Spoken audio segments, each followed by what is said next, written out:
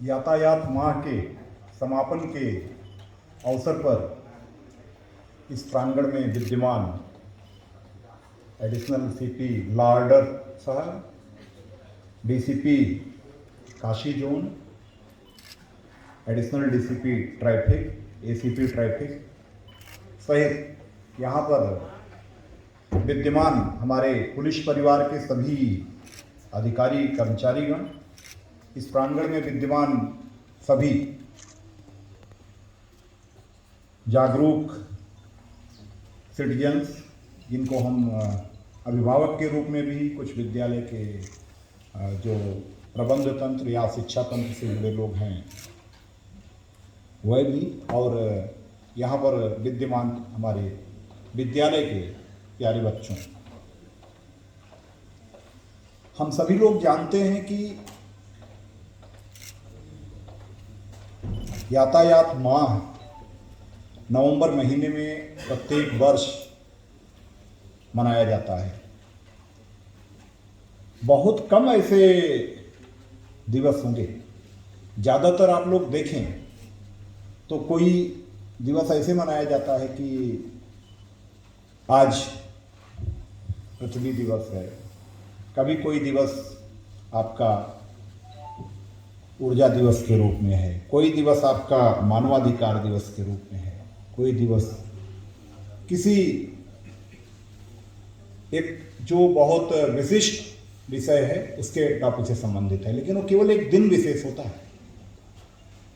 कभी इस बारे में आप लोगों ने विचार किया या नहीं मुझे नहीं मालूम, लेकिन मैंने जो सोचा पाया कि ये इकलौता ऐसा है विषय जो पूरे माह के रूप में मनाया जाता है, यानी और किसी भी विषय से ज़्यादा प्रासंगिकता आपके इस यातायात की है।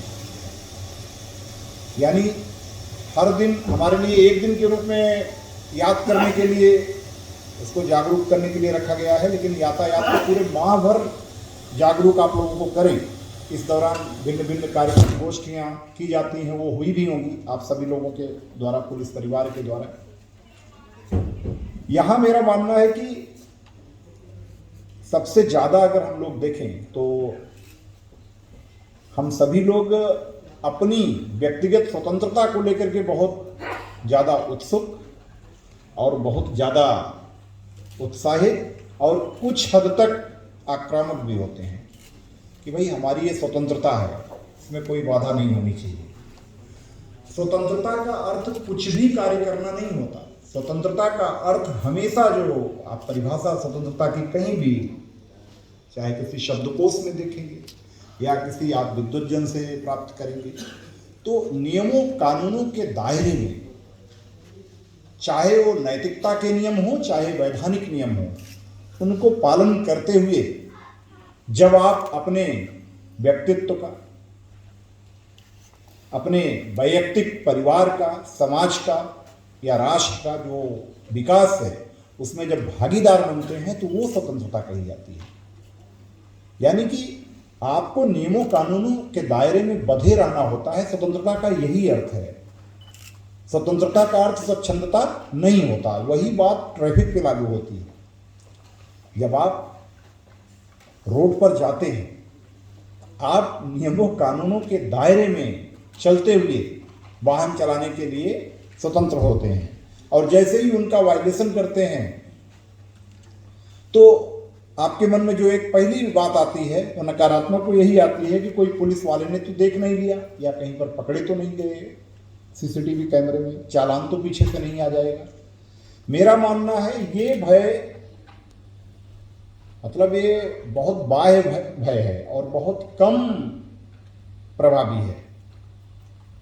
सही रूप में इससे होने वाले जो इसके दुष्परिणाम हैं, जब आपको उनके बारे में अंदर से अनुभव हो कि अगर ये दुर्घटना के शिकार हम हो रहे हैं, या जैसे हम स्वच्छंदता से वाहन चलाना चाह रहे हैं, अगर यही स्वच्छंदता से सामने वाला भी यही काम कर रहा हो, तो निश्चित रूप से ये हमारे लिए या उसके लिए या किसी तीसरे के लिए भी जानलेवा हो सकता है। ऐसी स्थिति में आप निश्चित रूप से इस तथ्य पर विचार करें कि हम जब वाहन चला रहे हैं तो नियमों कानूनों का पालन अवश्य करें। यातायात माह एक महीने के रूप में मनाया गया है, लेकिन यातायात तो हमेशा होता रहता है, हमेशा चलता है। यानी आपको 30 नवंबर के बाद इसे विस्मृत नहीं करना है, बल्कि इस दौरान जो आपने अतिरिक्त उत्साह दिखाया है, जो आपके अंदर इसको लेकर के एक जागरूकता का भाव आया है, उसको और ज़्यादा बढ़ाना है और लोगों तक पहुंचाना है। यही यातायात माह के मनाए जाने का मुख्य उद्देश्य होता है। हमारे देश में सड़क दुर्घटना में प्रतिवर्ष लगभग, एक आंकड़ा है, कोई बहुत क्लियर नहीं है क्योंकि आंकड़ों में उतार चढ़ाव होता रहता है हर वर्ष, लगभग 5 लाख के आसपास लोग दुर्घटना के शिकार होते हैं और इनमें एवरेज 2 से 3 के बीच में लोग अंतिम रूप से प्रस्थान कर जाते हैं। अभी आप कभी किसी को देखिए, पूछिए, ज़्यादातर लोग इसमें अपनी एक बहादुरी महसूस करते हुए बताएंगे कि हमने यहाँ से यहाँ तक की दूरी सिर्फ और सिर्फ जो और लोग 1 घंटे में तय करते हैं, हमने 40 मिनट में तय कर ली। मतलब एक बार उनके अंदर बहादुरी वाला भाव आता है। तो मेरा अपना मानना दूसरा है इसमें कि अगर उन्होंने 60 मिनट की दूरी 40 मिनट में तय कर ली, तो इसका मतलब ये है कि उन्होंने अपनी ज़िंदगी में भी अगर 60 साल लिखे हैं आगे, तो उन्होंने पहले से ही मुहर मार ली है कि ज़रूरत पड़ने पर वो 6 घंटे में भी फिनिश करने के लिए तैयार थे। हो सकता है जब ज़्यादा किसी को जल्दबाजी होती है तो अंततः जैसे एक छोटी मूवी चलती है, कभी कभी मसाला मूवी टाइप का, लंबी मूवी कभी लोग बोर हो जाते हैं। अगर हम जिंदगी को लंबी मूवी मान लें तो छोटी मूवी देखने में तो आकर्षक लगती है उतने समय, लेकिन वो बहुत जल्दी खत्म भी हो जाती है। तो इतनी जल्दबाजी ना हो हमें इस जीवन में कि हम जो अंतिम प्रस्थान का गंतव्य है वहां पहुंच जाएं। इसका मतलब समझ रहे हैं आप लोग? अरे ऊपर चले जाएं, इतना जल्दबाजी भी नहीं होनी चाहिए कि हम घर के लिए निकले और कह रहे हैं बहुत जल्दी पहुंचना है और कहीं और पहुंच जाएं हमेशा के लिए, जिसको अभी गीत के माध्यम से बहुत अच्छे तरीके से प्रस्तुत किया। आप सभी लोग, बच्चे या बड़े लोग, हर किसी के घर में अगर कोई बड़ा जा रहा है तो उसको हमेशा सोचना चाहिए इस बात का, जैसा इन्होंने मेंशन भी किया, कि आपके बच्चे, आपकी पत्नी, आपके परिवार के अन्य सदस्य आपका घर पर इंतजार कर रहे हैं। अगर आप असमय काल कवलित होते हैं फिर उनका क्या होगा? जिनको आप हमेशा इतना अपनी तरफ से हमेशा केयर करते हैं, प्यार करते हैं, आपकी न रहने के बाद उनकी क्या स्थिति होगी? अथवा बच भी गए आप तो पता चला कि उनकी वो स्थिति आ गई कि जो कुछ भी घर में है उस दुर्घटना में ही सब कुछ उन्होंने अपना लगा दिया आपको ठीक कराने के लिए, फिर भी आप पूरी तरह ठीक नहीं हुए, यानी तब भी स्थिति वही आई। और बच्चों के लिए तो ये मैं हमेशा कहूँगा कि बच्चे तो सभी, हर कोई जानता है, देश के भविष्य हैं, लेकिन सबसे ज़्यादा दिक्कत बच्चों से ही शुरू होती है। बच्चे जब भी 18 वर्ष के ऊपर वाले भी, स्पेशली जो एक एज होती है 25-30 तक, वो जब भी बाइकिंग कर रहे हों अथवा 4 व्हीलर चला रहे हों, बहुत तेज गति से चलाते हैं। हमेशा उनको ये सोचना चाहिए कि इस तेज गति से चलने से उनके परिवार के साथ साथ जो सबसे बड़ी क्षति होगी वो देश की होगी, क्योंकि युवा ही किसी देश का भविष्य है। अगर आपको कुछ होता है, चाहे आप अस्थायी या अस्थायी रूप से अपंगता के शिकार हो अथवा जनहानि के रूप में बदल जाए, यानी जीवन लीला समाप्त हो जाए, दोनों ही स्थितियों में राष्ट्र का, समाज का भी बहुत बड़ा नुकसान होता है। क्योंकि आपके अंदर जो चीज़ें हो सकती थी, जो आपके अंदर प्रतिभा थी, आपके अंदर जो कौशल था, उससे फिर आपका राष्ट्र, समाज वो भी वंचित रह जाएगा अगर आप असमय काल कवलित होते हैं या दुर्घटना के शिकार होते हैं। वैसे आजकल के बच्चे काफ़ी फास्ट भी हैं, तेज भी चलते हैं। अभी सिंह साहब पूछ रहे थे कि इनमें से किन के घर में बाइक है, तो मैं बाइक वाला तो पूछूंगा ही नहीं। ज़्यादातर पेरेंट्स इसमें भी शाबाशी महसूस करते हैं कि अपने गोद में बिठा करके बच्चे को बड़े प्यार से दुलार से दिखाते हुए गाड़ी भी चलवाने का प्रयास करते हैं। क्या अपने पापा की गोद में किसी ने बैठ करके अभी तक चलाना सीखा या नहीं?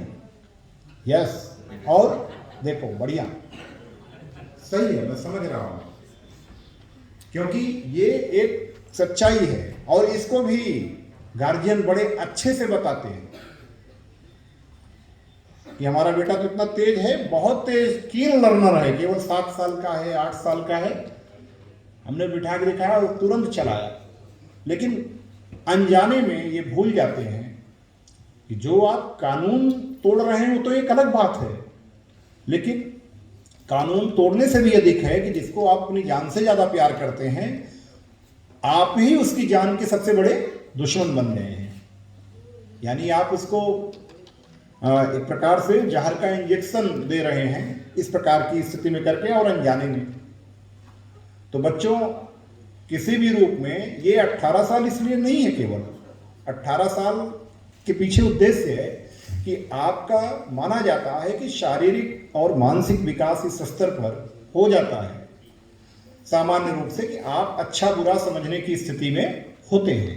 इसलिए उसके बाद आपको सीखना है, पहले सीखना है कैसे, वो भी लाइसेंस प्राप्त करके। ऐसे नहीं कहीं भी वो कर रहे हो, डीएल लर्नर का लाइसेंस पहले बनता है, उसका भी एक दायरा होता है, मानक होता है, वहां से सीखे जाने और फिर उसके बाद आप अपना अच्छा बुरा समझने की स्थिति में हैं, तब ये स्थिति आनी चाहिए। बाइक वैसे ज्यादातर लोग किस स्पीड में चलाना पसंद करते हैं? एवरेज। सुरक्षित गति क्या होती है, किसी को कोई जानकारी? सामान्य कितना?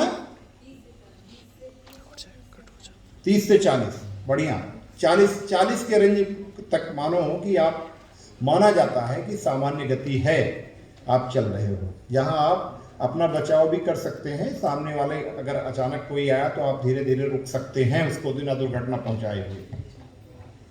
सबसे ज्यादा दुर्घटना होती क्यों है?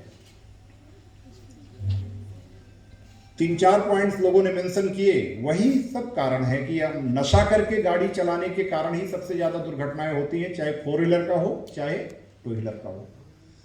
भविष्य में, और मुझे लगता है कि ये कानून बनेगा और बनना चाहिए कि अगर शराब पी करके लोग गाड़ी चला रहे हैं, चाहे 4 व्हीलर चाहे 2 व्हीलर, तो वो अगर दूसरी बार शराब पी करके पुष्टि हो, जांच में पाए जाए व्हीकल चलाते हुए, तो उनका आजीवन निरस्त हो जाना चाहिए लाइसेंस। ये होना चाहिए, क्योंकि अनजाने में आप शराब पी करके गाड़ी चला रहे हैं, अपनी जिंदगी ही नहीं, पता नहीं किस और की जिंदगी को जोखिम में डाल रहे हैं, चाहे वो बस ट्रक ड्राइवर हों, चाहे वो 4 व्हीलर में लग्जरी गाड़ियों के, सामान्य गाड़ियों के, अथवा 2 व्हीलर्स के। सबसे ज्यादा जो दुर्घटनाएं होती हैं चालकों के द्वारा, चाहे 2 व्हीलर चाहे 4 व्हीलर की, उनमें सबसे बड़ी जो अभी तक की आंकड़ों के हिसाब से स्थिति है, उसमें 80% से ज्यादा वो नशे के हालत में चलाने वाले होते हैं। उसके बाद जो, जैसा कि हमारे सिंह साहब ने बताया, कान में मोबाइल लगा करके या जो कान में गाना सुनते हुए लगा करके, पता ही नहीं चलता कि उनको पीछे से हार्न बज रहा है या सामने वाला भी कोई है, वो अपने उसमें खोए हुए हैं। ये प्रवृत्ति भी लॉन्ग टर्म में हतोत्साहित होनी ही चाहिए। ट्रैफिक वाले तो करते ही हैं, लेकिन अंदर से भी फील होना चाहिए। सबसे बड़ी चीज यही है, जो बच्चे पढ़ाई में ठीक होते हैं, आप सबके बीच में कुछ बच्चे ऐसे होंगे जो पढ़ाई में काफी अच्छे होते हैं, और कुछ ऐसे होते हैं जो इस डर से पढ़ते रहते हैं कि मम्मा पापा नाराज होंगे या घर वाले। दोनों में अंतर क्या होता है, कभी सोचा है? अंतर सिर्फ बहुत छोटा सा होता है दोनों में। जो बच्चा पढ़ाई में बहुत अच्छा होगा या बहुत कीन तरीके से आप देखते हैं पढ़ता है, उसके मन में केवल एक फीलिंग रहती है हमेशा कि उसके अंदर से ये भाव आ जाता है, स्वतः ये भाव जागृत हो जाता है कि हमारे माँ बाप हमारे लिए ये कर रहे हैं या गार्जियंस कर रहे हैं, अथवा हमें कोई निगेटिव भी कर रहा है तो भी हमें उसे गलत सिद्ध करके दिखाना है कि हम सही कर सकते हैं, और प्रशंसा भी इसके बदले में हमेशा मिलती है। तो वो बहुत उत्साह से, उत्सुकता पूर्वक उस कार्य को करता है। यही अंतर होता है। बाकी मेरा मानना बुद्धि विवेक का स्तर सबका लगभग बराबर होता है, 19-20। दूसरा कौन होता है जो थोपा गया होता है कि नहीं वैसे तो घर पे जाके टीवी पे मस्ती करेंगे या भाग जाएंगे, घूमने टहलने चले जाएंगे, बस पढ़ाई को बोझ के रूप में लिया, तो वो अपने आप पीछे होगा। वही बात अंतर यहां भी लागू हो जाती है, क्योंकि अगर आप यातायात को अंदर से महसूस करें कि इसके जो नियम हैं वो हमारे फायदे के लिए हैं, जब तक ये अंदर से न महसूस हो, या शराब पी करके हम गाड़ी चला रहे हैं तो इससे न केवल हम अपना बल्कि और लोगों का भी जीवन खतरे में डाल रहे हैं। जब ये अंदर से खुद महसूस हो जाएगा तो मेरी समझ से तब आप अपने आप सही स्थिति में आ जाएंगे। काफी बातें सारे लोगों ने बता दी, और अतिरिक्त मुझे कुछ नहीं जोड़ना है सिवाय ये कहने के कि आप सभी बच्चे देश के भविष्य हैं, अपने माँ बाप के ही नहीं भविष्य हैं बल्कि देश के भी भविष्य हैं। हम सभी के लिए आप सभी लोग बहुत बड़ी पूंजी हैं जो भविष्य के निवेश के रूप में आएंगे। तो अपने परिवार को भी आप लोग हमेशा मम्मी पापा को, चाचा को, घर में जो हों उनको भी जागरूक करें और खुद भी जागरूक रहें। अगर वो कहते भी आओ गाड़ी सिखा दें तो आप बताएं कि नहीं हमें तो 18 साल होने के बाद सीखना है, हमें उसके पहले सीखना ही नहीं है, चलाना ही नहीं है, क्योंकि हमारे लिए कहीं ना कहीं से जानलेवा हो सकता है। बच्चों, अंत में 2 लाइन आपके लिए, स्पेशली बच्चों के लिए ये बताते हुए कि आप वाकई देश का भविष्य हैं और आपको इस बात को हमेशा महसूस करना है। हम अपनी वाणी समाप्त करेंगे।